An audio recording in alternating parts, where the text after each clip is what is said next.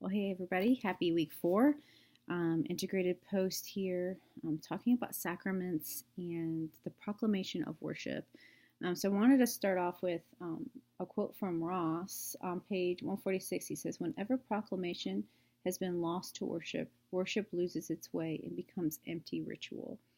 And so I think about this from not only a Christian discipleship pathway, but also like as a church leader, that many times as our role as church leaders is to help make meaning out of life and out of our thought process of God. That like important theology is making meaning out of life in the ways that we think about God and how it relates to a relationship with God and how God interacts with us. And so when we read through Worship Worldwide and read about the South Korean church and the Indian church, but also the African American church, and them holding on to pieces of their culture within the church context and within their own Christian culture, was really, really important, because what it did was it brought meaning, it brought a theological understanding of their own cultural context.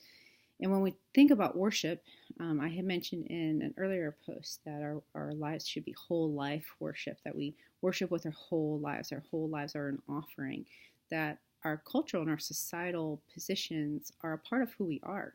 And so there's ways that we find offering and proclaim worship through our own cultural rituals, through our own positions in society, but also within our Christian context as well. So why can we not dance if that's a part of our culture as an act of worship towards God? Or why can we not enjoy a meal together if that's a part of that? Or whatever it might look like, creating artwork within a Christian context.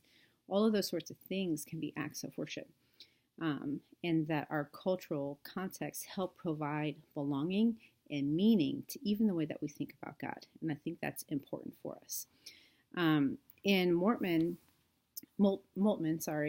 this week, he talks about the earth and how if we just think that we are guests here on earth, then the earth is never really our home, and we actually revoke our responsibility to housekeeping, to taking care of this earth. And that really, I like the way that he proposed that language and the thought process behind that earth is our home. And if we consider it our home, even if it is temporal, then there is a responsibility to care, because not only does it create a safe place, it creates home, but it also produces life for us. And so that's an important way for us to view the earth, but also a reminder of our responsibility as Christians that we are to care for our home here.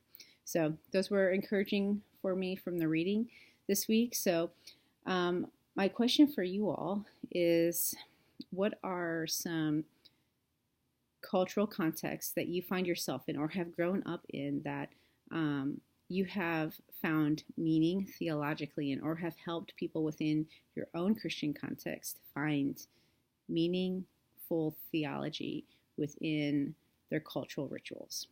Can't wait to hear from you guys.